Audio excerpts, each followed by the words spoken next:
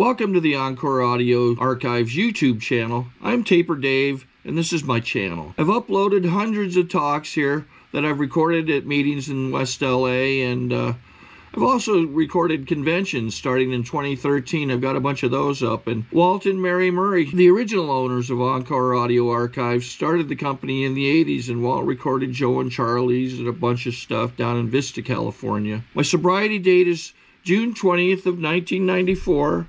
I hope you find something you like, so please like and subscribe to my channel and comment down below. If you want to hear something that I don't have or that you don't see, I'll see that I get it. Anyways, take care and have a great day if you want to. My name's Scott Redman. I'm an alcoholic. Hi, everybody. Thanks so much for having me and my wife to your party this weekend. And I'm having a great weekend. I love getting dressed up in a suit for a non-court related event. And in my neighborhood in the Bronx, if you had a haircut or you had a suit, you were in big trouble. So, I'm just having a fabulous weekend. And what I'm going to talk about at the workshop, one time I'd just like to get in the program, say the workshop is about sex and sobriety. And I'm telling you, there wouldn't be no place to stand in here. And then just get everybody in and say, you know, I'm in the mood to talk about the concepts. I don't really want to. I don't want to talk about sex and sobriety. I'd just like to do that once, and then you'd kill me, and I'd never do it again. So. Can I see the hands of people in their first year? Whoa, whoa! Good to see you. I'd like to welcome you to Alcoholics Anonymous. I'd like to welcome you if you're a drug addict. I'd like to welcome you to AA. If you're a dope fiend, which is somehow worse than any of us, I'd like to welcome you to Alcoholics Anonymous. And I'm going to ask you to do something at this workshop today. The workshop's going to be about transformation. That's what I'm going to talk about. And I'm going to ask you to do something that's really a hard thing to do. I'm going to be talking about the steps, particularly 4 and 10. And I'm going to ask you to not take anything I say about working these steps as an indictment of what you're doing in Alcoholics Anonymous, because I have absolutely no idea how you should do it. Is Stan here? Is he here? Okay. He's a bald guy. If my talk pisses you off, there he is. He's just a chicken, man. He's just not raising his hand. He's right over there. If my talk really pisses you off, please tell Stan. Don't tell me, because I didn't call him up and ask him if I could come down. He was very generously asked me to come down. I didn't come down here to piss anybody off or tell you what to do or tell you how to work the 12 steps of Alcoholics Anonymous. But I am going to share with you what I've done in order to transform. If you're new, I don't know what you're coming in with. If you're bored and you're new, and I'd like to tell you my favorite story about being bored in AA before the workshop begins. I had an old friend named Jeff D. who used to go to my home group, and he was a couple of weeks sober, and he was at the North Hollywood group. He was shifting around in his seat, and his sponsor said, "What's the matter?" And Jeff said, "I'm bored." And his sponsor said, "Well, you know why you're bored." And Jeff said, "No." His sponsor said, "You're bored because you're boring. That's why you're bored." And it was like an acid moment for me. I went, wow, it just blew him away. And he thought, what a cool thing to say to a newcomer. And he could hardly wait till the newcomer told him that they were bored. 13 years later, no newcomer has told him that they're bored. And he was at a meeting at our old home group with a young lady who was new, and she was shifting around in her seat, and he said, "What's the matter?" And she said, "I'm bored." He said, "Well, you know why you're bored." She said, "Yeah, 'cause I'm with you. That's why."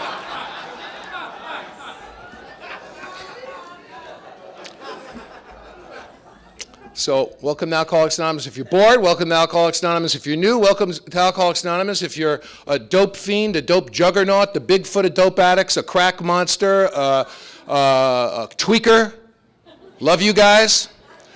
You stay quick for a long time, and just stick around long enough to get a diagnosis. Find out if you have the dreaded alcoholism.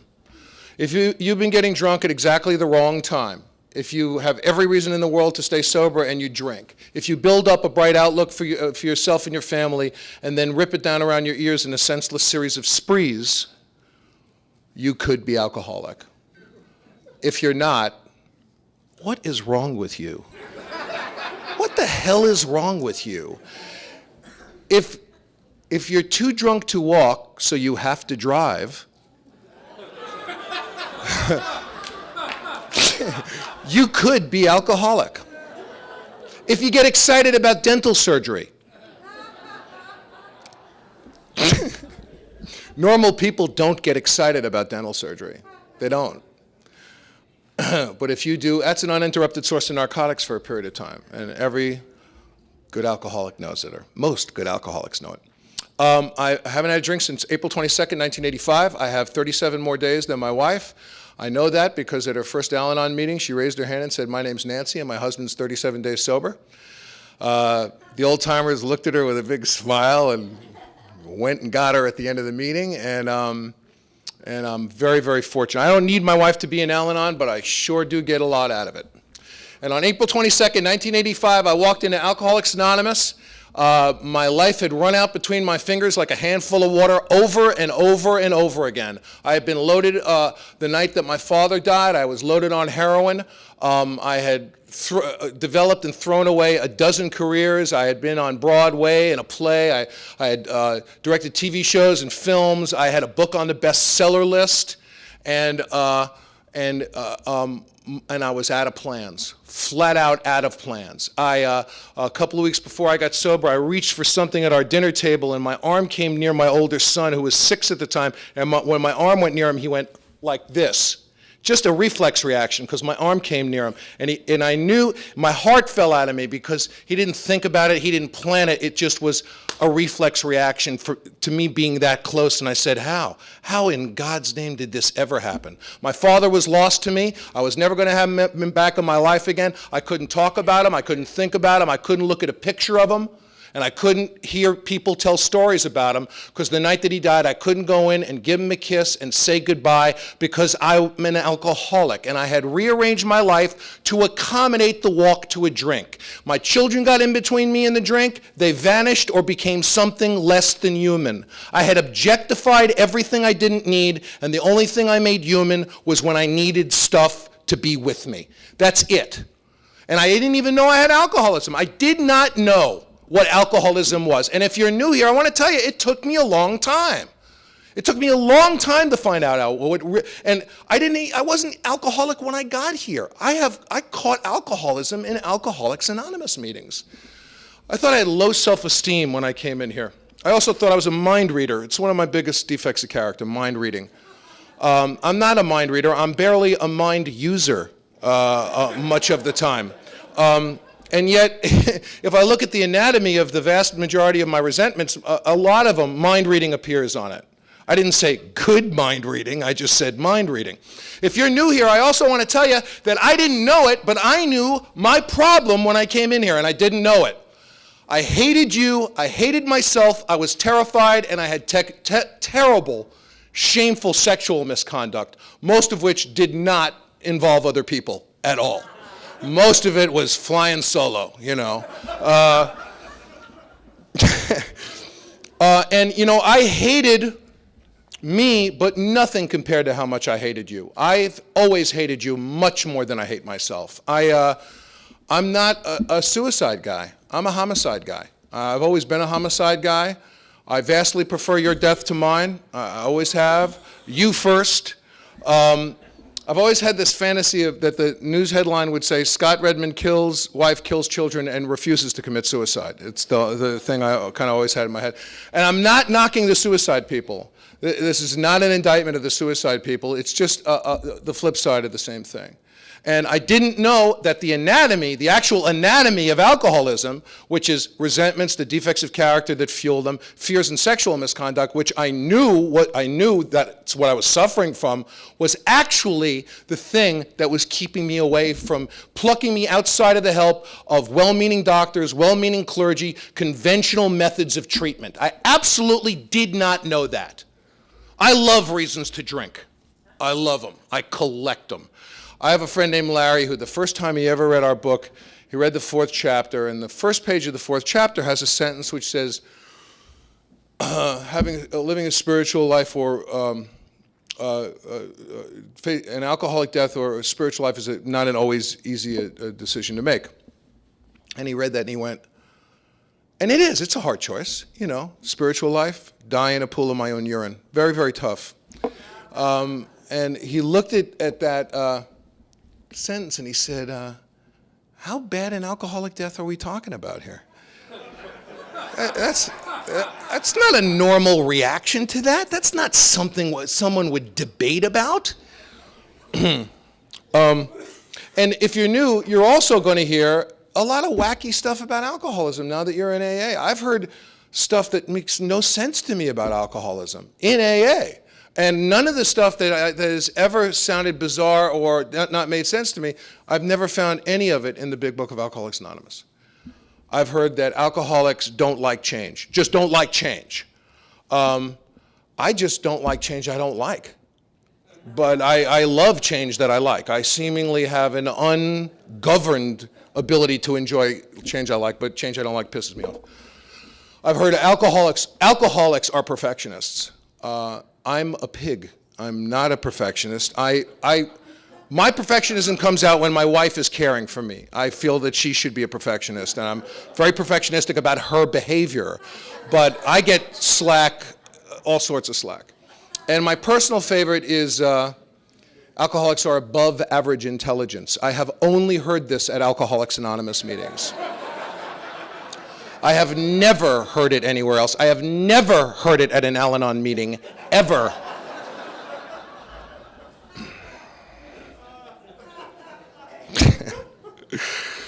And, but I've never found any of that stuff in the Big Book. And I know that, you know, that stuff works for, you know, there's a lot of stuff that works for some people and just doesn't work for other people in AA. But I didn't know what alcoholism was. I didn't know that I had a bizarre physical reaction to alcohol that made it impossible to control and enjoy or moderate once I began. And if you're special and you're a drug addict, try some controlled crack smoking. Just fill your mouth up with crack smoke and say, I'm not in the mood, and blow it out. And we'll make you president. So it's this weird physical reaction, and then it's coupled with with magical thinking, with thinking. It's referred to as alcoholic thinking. It's the source of a lot of mirth at Alcoholics Anonymous meetings. It's fabulous stuff. I still have it. That's why I do more in AA now. And, you know, I've been following guys around since I came to Alcoholics Anonymous. It's a funny thing. When I came to AA, there's a lot of old-timers in my area. A lot of them, some of them would say, shut up, you're a moron, sit down and listen. And I said, hey, sounds just like home. And there was this this popular sort of notion that they had a certain kind of wisdom and it was okay to kind of be doing the stuff they were doing. And I got sober and stayed sober for a while, and I realized that some of these guys, they weren't wise at all. They were just really mean and pissed off. And I never heard them talk about a step, didn't see them working with new guys unless it was to curse at them. And boy, that was a great lesson for me to know, that it wasn't some wise and they know better, so it's okay. Anytime I've seen people use entrenched power in Alcoholics Anonymous, it's never been good. And if you're new, please read our 12 and 12. Please read the traditions. I was starved for that stuff for so long because I started out in a home group in AA that really just didn't do it. They didn't do it. And I want to tell you, since I've committed to the traditions, has it made my life simple. It says if you're going to take step 3, the first thing we have to do is quit playing God. I personally can't quit playing God if I'm beating people up and telling them what to do and telling them how to live their life. I'm not concerned about the person who I'm trying to beat up. I'm going to wind up drunk, or I'm going to wind up right. Man. At any rate, I judge no man because I'm too spiritually developed and just making evaluations. And but what happened was I've got this weird physical reaction. I still have it, and I still have the thinking. A couple of years ago, I needed surgery on my hand. And the doctor said, you know, Mr. Redman, you're going to need a general anesthetic. And I said, oh, general anesthetic, this is great. Normal people don't get excited about general anesthetic. There's no normal person that goes, oh. I'll tell you what I love about general anesthetic. They hit you with it and they say count backwards from 100, and you say 100, 99, and you fall over. I love 99. I love 99. Normal people don't get excited about general anesthetic, and I'll tell you why. I leave out the middle. I leave out the surgery part. I go right from the announcement to 99. I leave out the sutures, the swelling, the blood. I leave all of that out. If you're new, welcome to the middle. All right? They're really, really big on the middle here. So what happened to me is, as a result of thinking my way into a drink I couldn't stop taking, I developed this cancer of the soul, this spiritual tapeworm that left me hollow and insane and alone. And on April 22nd, 1985, I crossed a line that I swore I would never cross again. I did something that I said I'd never do again, and I had said it for 13 years. But you know what? I did it again. And I called my therapist in my 18th year of psychotherapy. I told him what I had done, and he said to me that I could not be helped. He said, the only thing I can suggest is you go to a meeting of Narcotics Anonymous, Alcoholics Anonymous, or we have you institutionalized. And I walked into an AA meeting, and I experienced a transformation. I experienced an incredible thing. I was willing to not drink until 12 o'clock. That was a humongous transformation. Sometimes I've heard, and I've heard this from a lot of guys in AA, it's not about not drinking anymore. I'm here to tell you, if you're new, for me, this is 100% about not drinking. This is about not drinking before it's about anything, because without not drinking, nothing else is possible. The not drinking part is a moose. If it was not for the not drinking part, we would be a much bigger organization. I guarantee it. Because a lot of people want our deal, but it's that damn not drinking thing. Really screws a lot of people up. I can go to an AA meeting sometimes and not even hear anything about God, the 12 steps, and not drinking. I'll just hear about boundaries and issues. And there's nothing wrong with that, but in order to have a boundary and an issue, you have to not drink. If you don't drink, you will have a boundary and an issue. I guarantee it. But you have to not drink. And I went through it that day. I was willing, this is what I was willing to do. I was willing to accept my craving. I didn't know this, that when the craving came up, I didn't treat it with alcohol. That's what I'm asking a new guy to do. I'm not saying don't want to drink. I'm saying, man, don't you want to drink? Here's the deal. When the craving comes up, I don't respond to it and I don't treat it with alcohol. I accept it. I let it break over me like a wave. Every craving's got a beginning, a middle, and an end. An obsession doesn't. It's a Mobius strip. You're chasing your tail. And if I accept the craving, I become available for the resolution of the obsession. And that is a transformation. My entire life, I have allowed my alcoholism to go below the horizon. It doesn't present itself as a real piece of business. It's not a real problem. It's not a real piece of business. It goes below the horizon, and I drink again, and I drink again. And other things supplant the most important thing in my life. They take precedence, and I drink again. I don't know why. Why? Scott, why'd you drink again? I don't know. The big book says if I pursue a drunk and ask him why he is drunken again, because despite the attendant misery and suffering that follows each and every time, odds are he'll have no more idea than you. What a horrible thing. How many of us have home groups where we have chronic slippers who just come in week after week? You know, and you just go, what stamina? It's just unbelievable. Unbelievable. No arm, this arm gone, leg, come closer, let me bite you. I mean, they're just till they're a pissed off stump, you know, and they just come back every week. It's absolutely remarkable. And do I know why? Of course I know why. I know why, because they're doing nothing to buoy that transformation and keep it above the horizon like a real piece of business, and that to me has been the secret of Alcoholics Anonymous. I believe what the mystics say. I believe what the canonized saints say. I believe that God is absolute and complete mystery. I believe that. But I went through this transformation. So I went through it with a certain group of guys. So in my head, I go, okay, that's where the transformation is. It's with those guys. I went through it with those guys. So I want to go back to that group. This is the best group that ever lived because I had my transformation here. It's inexplicable, so I'm going to palm it off on the group or say that it happened in that constellation of people and elements in the way they approach the program. But the fact is that it can't bear dissection. If you really take a look at it, and play the odds and see who gets that, who doesn't. The fact is that it's complete mystery. But I've been transformed. Bill had a biggie. He had a biggie. He had a white light, and he wrote about it beautifully. And most of us have not. I didn't have a white light, but I know that first day that I had a transformation. Because I had never, ever in my life, here's the deal, if you're new, when you want to drink, don't. I mean, how completely insane is that? Okay, I won't drink. Have you had a drink? Okay, I'll drink your blood then. Would that be okay? Is that a slip? I mean, that's where my brain goes. I stuck around Alcoholics Anonymous and parlayed that transformation into 6 months of sobriety. I enjoyed the gift of step none. I did nothing, received nothing. My wife reached out to Al-Anon, and oh, what an extraordinary woman. I just respect her and admire her program so much and love her sponsor so much, this incredibly loving, kind woman. And I'm lucky. I'm lucky I wasn't with a woman who was being beaten up and bullied because she didn't try to beat up and bully me. And I really appreciate that. And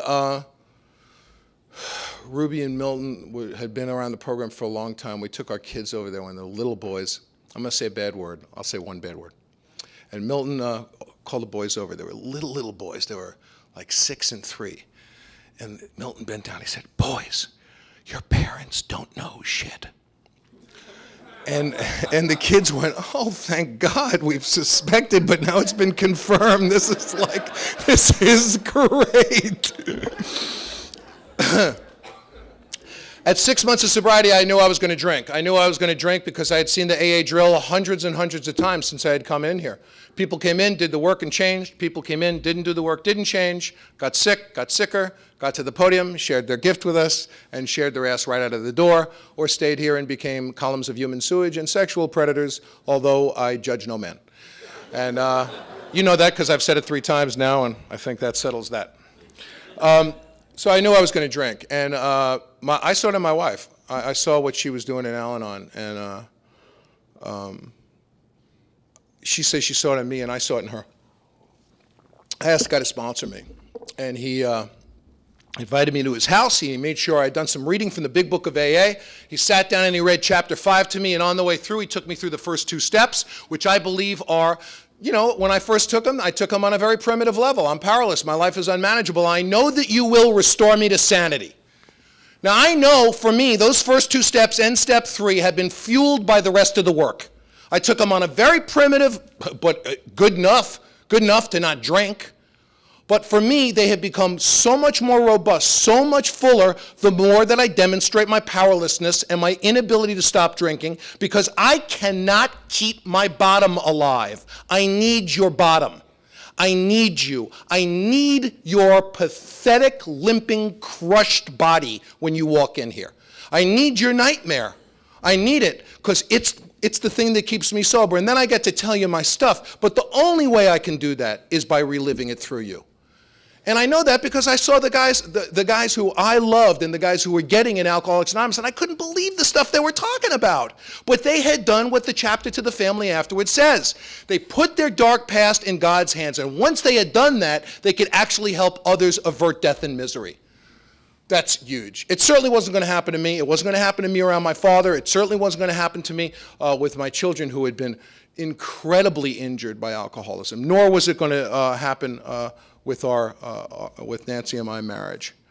So I took those first 2 steps with him. We reached step 3 and got on our knees and said a prayer. And then he took me back and he gave me instructions on how to do a 4th step from the Big Book of AA. And I had my second big transformation. And what I started to take a look at that point was my resentments, against me and against you, my fears and my sexual misconduct. When I was newly sober in my first year, I started sponsoring guys, and I sponsored a guy named Roland. And Roland used to call me every night, and he'd leave a message on my answering machine. And he'd say, Scott, it's Rolly, I love you, I'm sober, good night. He'd hang up the phone. 5 years later, when I was 6 years sober, my son Micah came to me, and he said, you know, Dad, when I was a little boy, I couldn't fall asleep until I heard Roland's voice on the phone. And once I heard Roland's voice on the phone, I knew everything was okay and I could go to sleep.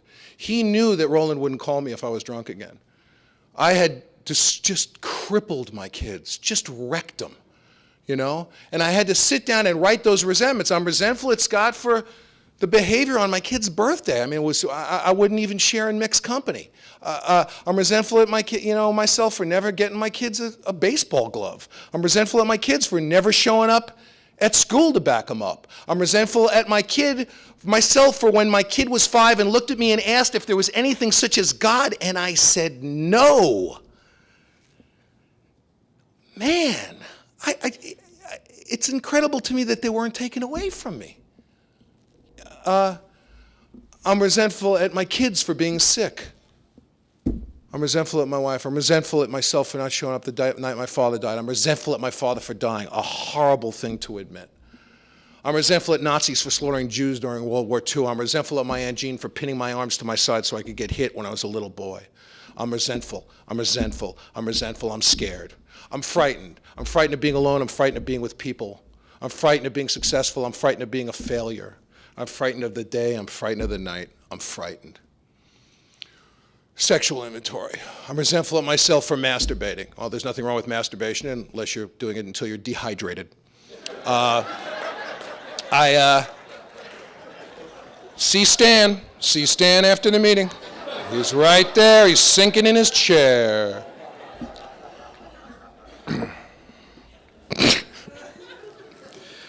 Okay, we'll stop right there. The last 2 paragraphs on page 69 in the discussion of the sexual inventory, it says an incredible thing.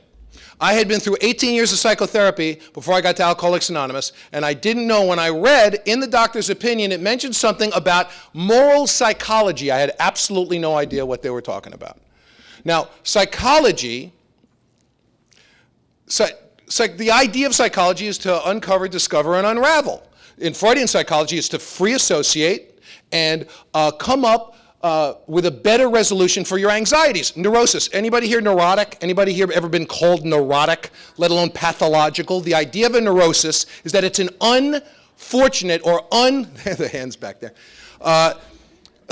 It's an unsatisfying way to resolve anxiety. That's a neurosis. In other words, my solutions are worse than my problems. Sound familiar at all? Okay. So I'm going to therapy. I was in psychotherapy 18 years before I got to Alcoholics Anonymous, and I go to therapy to treat my alcoholism, which is like showing up at a gunfight with a knife, right? And I don't know why. I got no beef against therapy. It says on page 133 of our book, if you need a doctor, go get one. I've got no problem with therapy. Treating alcoholism with it is a completely different idea. I'm anxious. Why, Scott? Well, this afternoon, I sharpened a hypodermic needle on the back of a matchbook striker and sucked some heroin up through a fluffed-up cigarette filter and injected it. I just feel miserable. Well, what are we going to do about that? What are you going to do about that? What are we going to do? What were you thinking before you did that? Well, I was going through my old, health class stuff, and there was all the instructions on it. No. Alcoholism psychotherapy can't compete with alcoholism. You'd need a board of therapists working 24 hours a day, 7 days a week, just to log my stuff, just to put a name on it and put it in a file. Alcoholism creates and generates anxiety so efficiently and so continuously, and we all know, how many times the book says a tornado ripping its way through people's lives, about the self-centeredness that eclipses everything good around us. How powerful this disease is.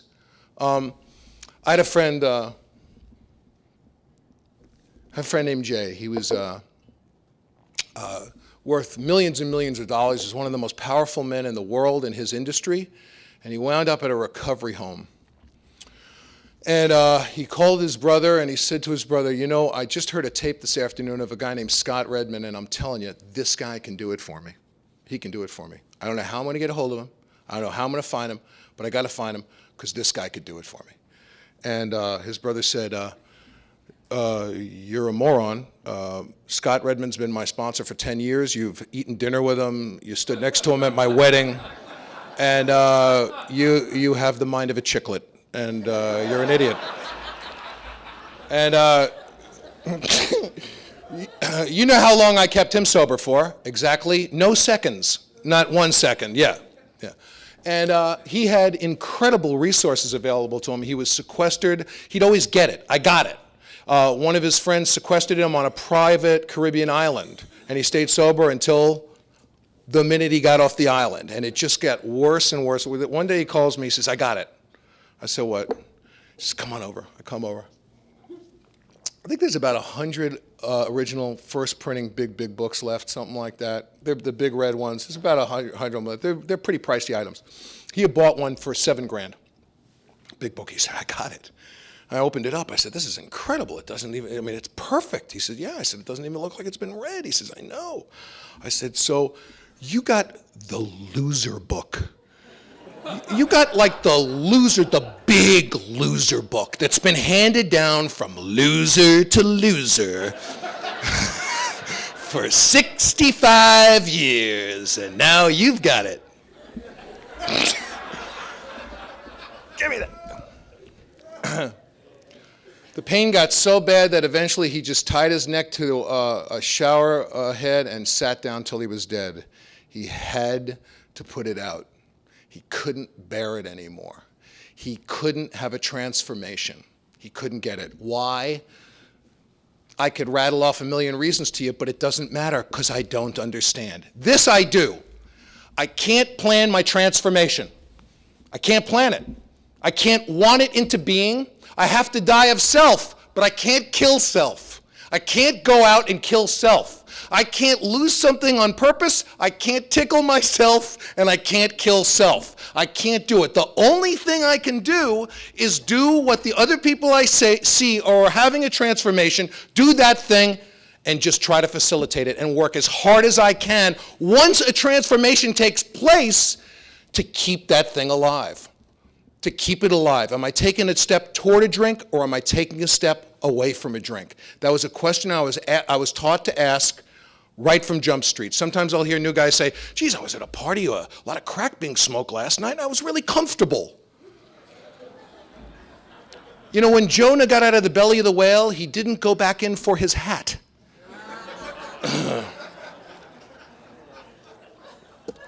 They forget it's illegal. At any rate, because what happened to me at that first transformation, I continued during my second transformation, was when I wrote that inventory down, the inventory that I just described a few things to you about. I'm resentful at Nazis for killing Jews during World War II. It affects my self-esteem, pocketbook, ambition, personal relations, and sex. A five-bagger for sure. It says, on page 62, basically, selfishness, self-centeredness, that's the root of our troubles. Driven isn't nudged or influenced. Driven is under the lash of, in slavery to. Driven by 100 forms of fear, self-delusion, self-seeking, and self-pity. We step on the toes of our fellows. They retaliate, seemingly without provocation, but invariably, which means without variation, without exception, every time I have made decisions based on self, which later placed me in a position to be hurt. Bull. What could I have done with the Nazis? What was my fault in the Nazis? What was my part? A phrase which doesn't even appear in the first 164 pages of the big book. What did I do? Nothing. I did nothing. I'm resentful of the Nazis. What are my defects of character? What are the defects of character that if God were to remove the resentment would be gone? Maybe I'm a coward because I'm too scared to go kill them all. And my sponsor looked at me in the eyes, and this, man, I'm telling you, this pivoted my next big transformation. He said, Scott, they're not asking you if the resentment, if the event is your fault. They're asking you if the resentment is your fault. Is the event your fault? No. No. Is the resentment your fault? Every time, with no exception, no loopholes, every single time. I've been blessed by, with sponsoring men who have been terribly abused growing up in alcoholic homes. I have found it to be an incredible thing because I live with a very active, committed member of Al-Anon, and I listen to a lot of Al-Anon speakers, and I read Al-Anon literature, and if you're a member of AA and you don't know anything about the Al-Anon family groups, I would really urge you to find out about it. One of the most hurtful and confusing things to me when I came to Alcoholics Anonymous is occasionally I'd attend a meeting and I'd hear people telling jokes about Al-Anon. I'm not talking about good-natured jokes. I'm talking about ignorant, mean jokes. I mean, God knows we tell enough jokes about drunks.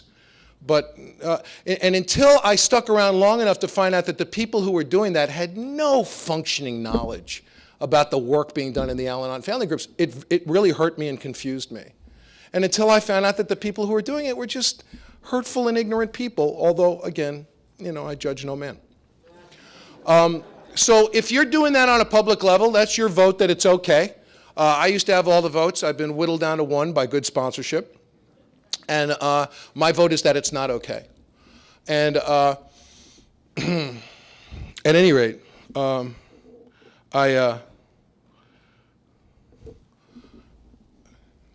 the event was not my fault, but the resentment was. So what are my defects?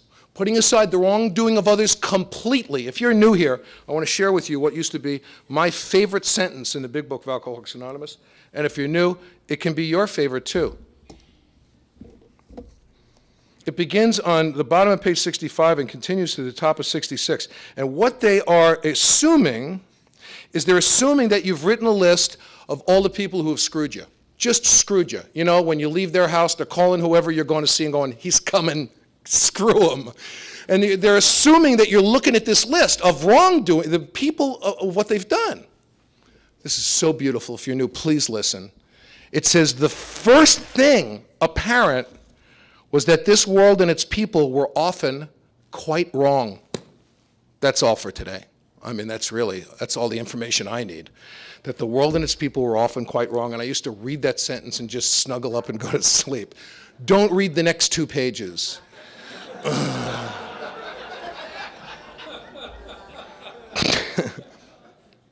What are my defects? The resentment's my fault.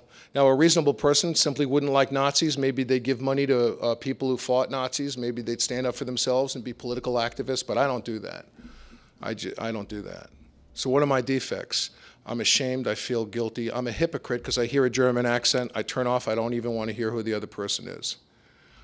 I'm a hypocrite. I'm an opportunist, I've used this. I'm filled with self-pity. I'm a grudge holder and I don't live in today. So I'm not in my life. Right in there. Right in the middle of the clap. Okay? I bet you're the man and the woman you want to be in the moment. Right now. Right now. Because if I'm not the man I want to be right now, then basically what I'm saying is, you know, I'd really like to like you, but not so quick. I think I'll hold on, Scott. Lose a few pounds, be nicer to your wife, get a few more bucks, then we'll see about liking you. But not now. Now, you I'll like. I'll like right now. But me, let's talk about this. Let's see what's going on. And what I'm basically saying is I'm hedging my bet, you know. At any rate, that list I could take to my higher power. I'm resentful at my aunt for pinning my arms to my sides when I was about 3 years old so I could get hit by my cousin. Some people might say, well, you know, bratty kid, whatever. That's fine for you. For me, absolutely unacceptable to render a kid physically helpless so he can get hit. Absolutely not okay. For me, this is my inventory. That's for me. What are my defects? I don't have any defects. Where was I at fault? But what is the resentment? The event, I don't think the event was my fault. The resentment, well, if you told me that you liked my aunt, I'd say, no, you don't, and here's why. So I'm a character assassin. I'm a gossip. I'm a grudge holder. I'm not living in today. I'm a retaliator. A reasonable person would have simply maybe not liked my aunt, never let her care for my children, you know, and acted appropriately. Act like a person who's got an aunt who's cruel. That's acting appropriately. But I never did that. I went way, way out of my way to torture this woman as much as I possibly could. This was the keys to the kingdom for me. This is what opened up my entire life, the difference between the resentment and the event. And again, it's been incredibly helpful in my working with people who have grown up in alcoholic homes. I'm going to get into an area now which is a kind of a sticky area, and I'll tell you why it is for me. Sharing is a kind of a dangerous thing. I didn't understand sharing in AA when I first came in here. If you're new and that sharing confuses you, please read the big book of AA. And if you can read it with some people who are familiar with the material, it'll help more, because it'll clear up Alcoholics Anonymous meetings for you. You'll be able to go to the meeting and go, oh, he's talking about AA. He's not talking about AA. I don't know what he's talking about. I love, one of the things I love, have you ever heard guys say, my sponsor told me to share at every meeting I go to? And I always think, then why isn't he here, suffering with the rest of us? Why? Could we conference him in? And then another one I love is when someone's got a problem, he's sharing about all this, he says, I want to share this to death. And he's sharing me to death. I've never gotten any relief from the repetition of a problem, unless it's been in the format of the spiritual self-examination that Alcoholics Anonymous has taught me. It's the only way it's worked for me. So 6 and 7, off that, to encourage this transformation, because 6 and 7 is the hub of the whole thing for me, is to go over the defects of character, to ask God to remove them, to say, Father, please remove this terrible fear of, I was scared of animals. Remove this terrible fear of animals, turn my attention to what you would have me be. What do you want me to do instead of being scared? God has no desire to me being scared. That's my plan, not his plan. That's the Scott Redman program, is to be terrified. What do you want me to do instead of being scared? I turn my attention to what you would have me be, and then I humbly rely upon you. It's all on 67. I humbly rely upon you. 67 and 68. I'll do what you want me to do. Now, again, I heard at meetings people talking about walking through their fears, this sort of constant Arnold Schwarzenegger-ish kind of walk through the fears. And my God does not always say walk through the fear. Sometimes he says, get the hell away. I said, Father, please remove this terrible fear of animals. Turn my attention to what you would have me be. I waited, and the voice said, stay away from animals. It didn't say, go pet a puppy. It didn't say, go buy fish. It said, stay away from animals. And at 10 years of sobriety, I realized I wasn't scared of animals anymore. And I went to a conference in Texas and fell in love with a puppy and bought my wife an aquarium for her 50th birthday. And not once have I turned that air pump off just to see him scamper.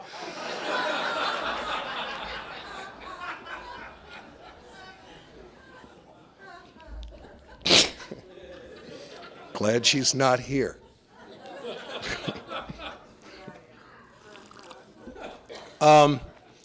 I also, one of the things that was tricky about my transformation when I really started experiencing it, and I believe that when I did that 4th step, I started developing spiritual tools that was going to keep that transformation alive that I experienced that first day when I became willing to not drink.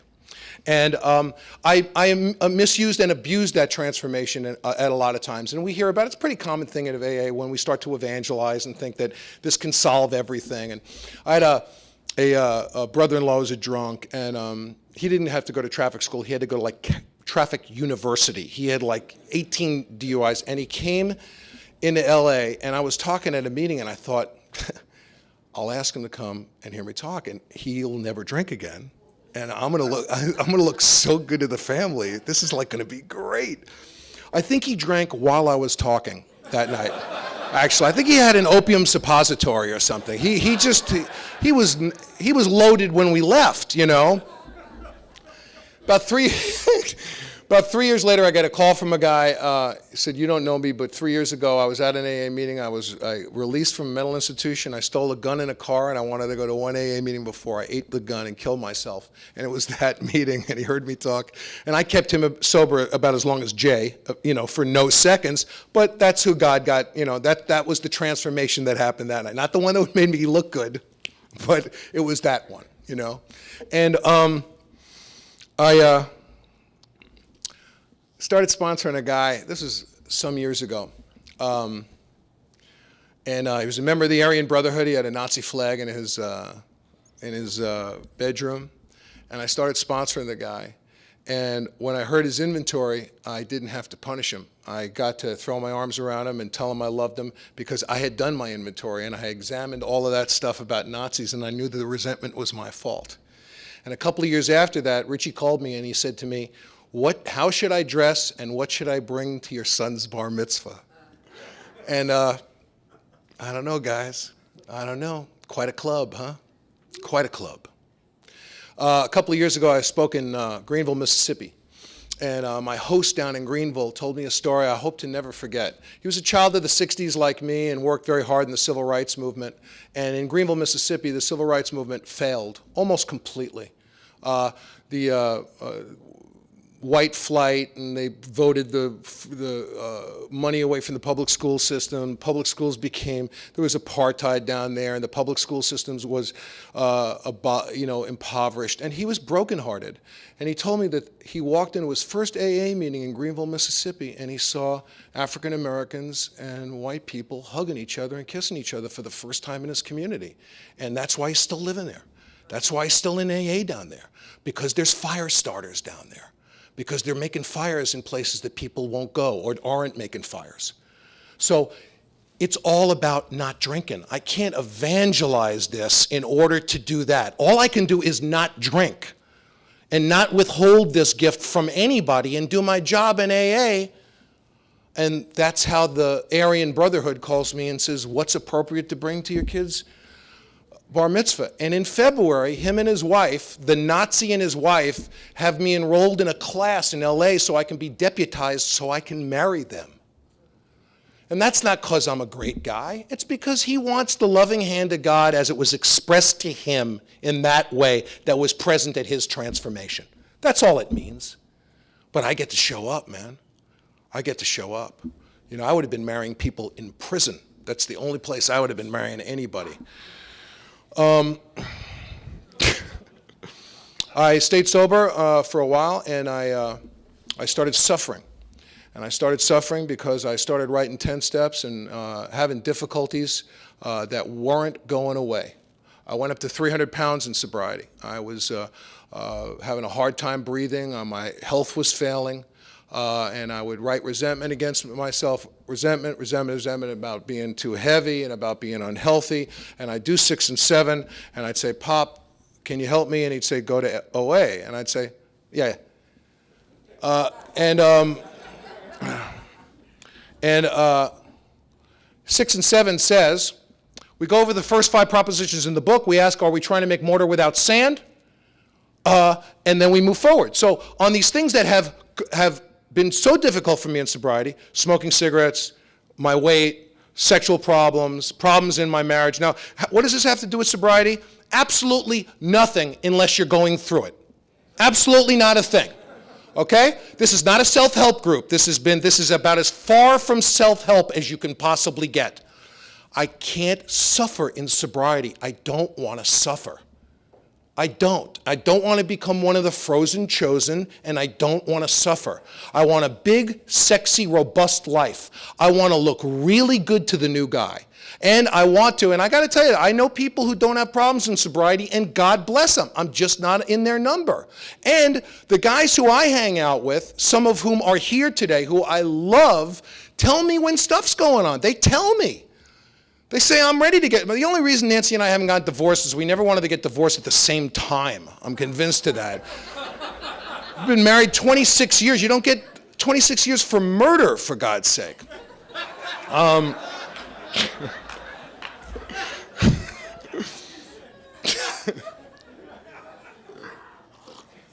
So I've had these other problems. So finally, I went back to the first 5 propositions in the book. Okay, I'm resentful at Scott for being overweight. It affects my self-esteem, pocketbook, ambition, personal relations, and sex. What are the defects? I'm a glutton. No, don't fight me. I'm a glutton. I'm self-serving. I'm feeding myself. I'm not letting anybody else in. I'm not trusting in God. I'm turning to the food. I'm ashamed. I'm embarrassed. No, is the answer that I have to lose weight? No. I could just become okay with the way I am. But I'm not doing either. And I'm suffering. And I'm traveling all over the world talking at AA conferences, and the worst thing in the world for me is the 20-foot walk from my seat up to the podium because I'm embarrassed. This is all me. What does it have to do with sobriety? Nothing, except I'm suffering from a terrible resentment against myself. And man, I got to get rid of it, because eventually, if I don't, I stop being so anxious to talk to the guys I'm working with. Guys I work with ask me if I still do 10 steps, and I always say, you'll know if I'm not. I won't be particularly interested in listening to yours. You'll find that my response time to your calls, it'll slow down. I know it, I know the signs, I've seen it, you know? And not only in AA is is it incumbent upon me to sponsor, but man, it is incumbent upon me to allow myself to be sponsored. That's huge. What an incredible thing to allow myself to be sponsored, you know? And is it step one? Am I not really admitting I'm powerless over this thing, over food? And you can use anything. I don't care if it's cigarettes, I don't care if it's sex, I don't care if it's money, or any of the other things you see people suffering from in AA later in sobriety.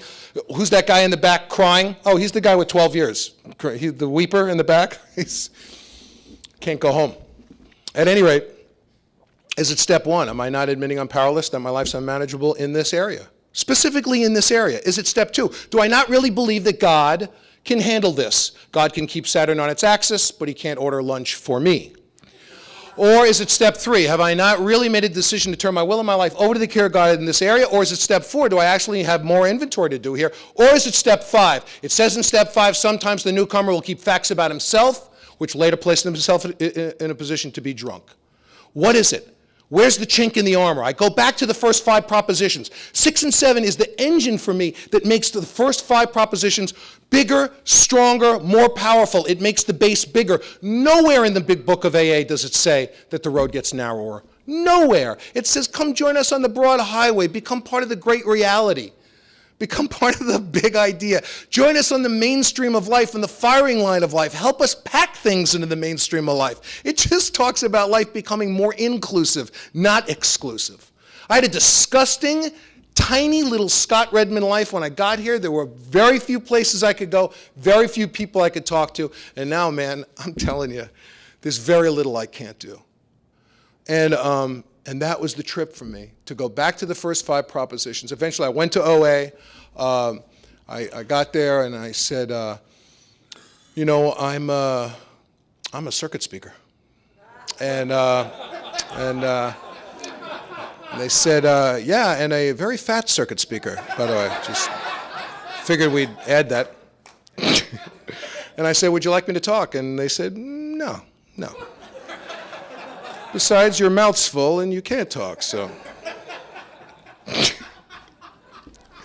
And, you know, I had my journey in OA. I'm not a member of Overeaters Anonymous anymore. It was an incredibly wonderful experience for me. Right now, I want to tell you, if you're new, and people tell you, that's the way AA is, that's the way it is, it's written in stone, I'd stay as far away from those people as I possibly can. First of all, they have not read the history of Alcoholics Anonymous.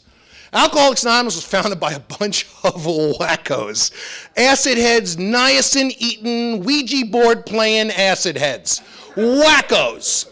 I mean, really, please read it.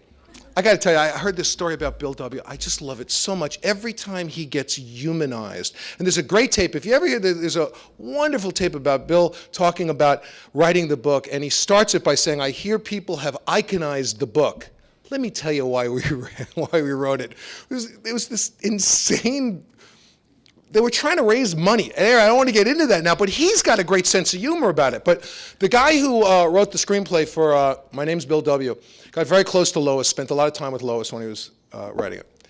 And he found out in the process of doing his research that Bill was offered his picture on the cover of Time magazine, and he had declined.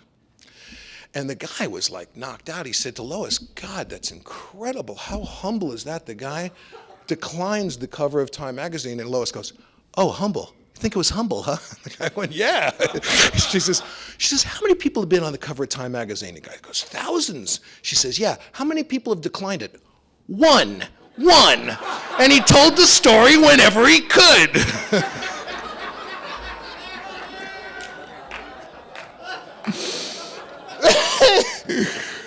Oh, I love that story so much.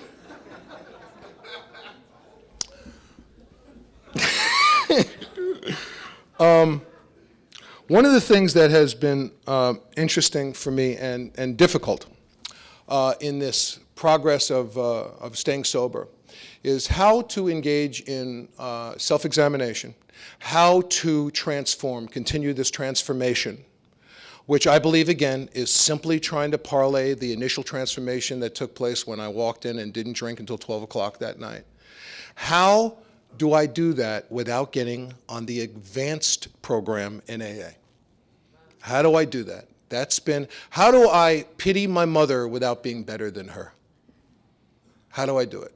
And the keys, for me, it has been watching very closely the activities of these guys with a lot more time than me, who are still working with new guys, doing inventory, who are definitely not involved in a self-help group, who are involved in transformation and self-examination in a way that is, it talks in step 10 about the correct use of self-will. It says we can apply self-will as much as we want in deference to our love and our belief in our work for God. And that's what I have to remember.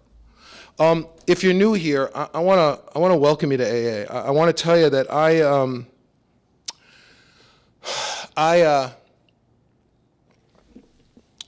don't know what your deal is. I don't know what black hole you're coming in with. I don't know the thing that you're thinking of that just makes you go like this. I do know that if you have become available for this thing, that it's inexplicable, that it is absolute and complete mystery. That I don't ever want to have to quit AA to join my home group. I love my home group, but it is not the best group in AA. Your group is the best group in AA. It's the place that you're getting that transformation and you're passing it on. And again, entrenched power in Alcoholics Anonymous is antithetical to every single scrap of material we have in AA Comes of Age or any place else. Bill Wilson, if you ever get a chance, AA Comes of Age is not the easiest read in the world. But he says something in that book that has, for me, really is so huge. He talks about passing on the fellowship into the hands of the rank and file members of Alcoholics Anonymous. The traditions are being ratified. No longer is he going to be the head drunk. He's not going to be it. He's passing it on. And he says, finally, AA is safe even from me. Wow. What an extraordinary thing. If you're new here, I want to welcome you to Alcoholics Anonymous, and I want to urge you to stick around long enough to get a diagnosis. I want to urge you to use these spiritual tools, not spiritual weapons, to pry open this little crack in the door that's appeared in front of you, this opportunity that you have and that you're apparently taking advantage of because you're here. And what happens is if you make a little surrender, it'll give you an opportunity to make a little commitment. And that commitment will give you an opportunity perhaps to make a bigger surrender. And that'll generate a bigger commitment. And it gets bigger and bigger and it gets jacked up. It gets pried open. And what happens is you can use these spiritual tools to bridge yourself from the cycle of spree and remorse to the cycle of spree and commitment, which I believe will give you the keys to the kingdom. I believe it has been my experience, and I love you. I just really love you to pieces, and I'm so grateful to have an excuse to wear my adorable suit today. And I think I've talked long enough, and I just want to thank you so much for the opportunity to do the workshop today, Stan. And Stan left.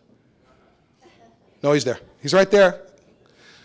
And that's it for me, folks. Thanks so much.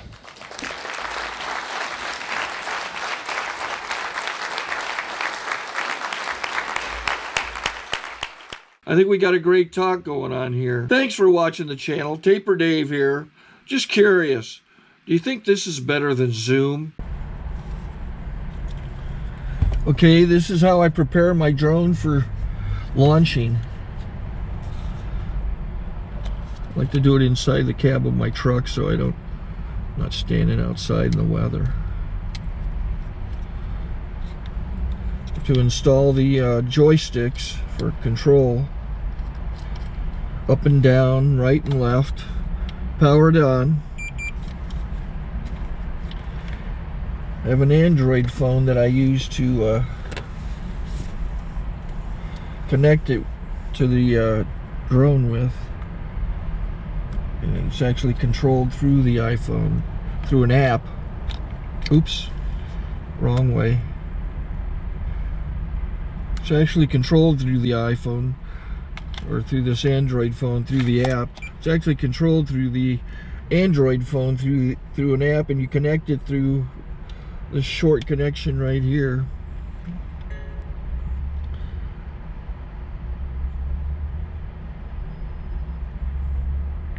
Remote control connected. Remote control's connected. So I pull out the drone. I have to extend the legs. Long legs extended first, then the short legs.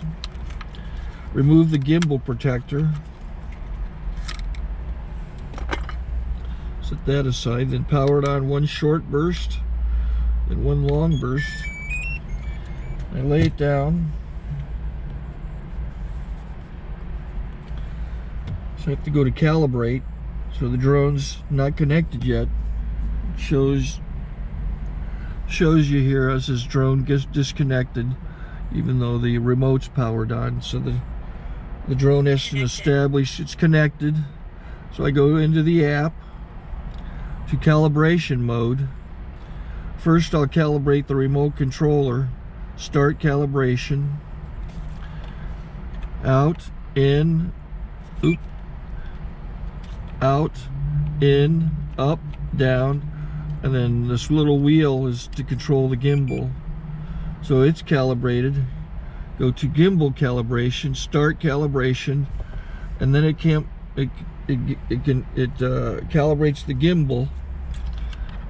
I don't know if that shows up. The gimbal's moving all over the place. Changes, you can see it on the video. And I'm calibrated to take off. It's acquired 7 satellites at the moment. There are 26 satellites up in the sky, which it has to acquire before you can take off. So it's connected.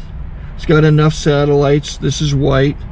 I can go to press this little arrow button, swipe right to take off, and it would start the motors if I slid this to the right.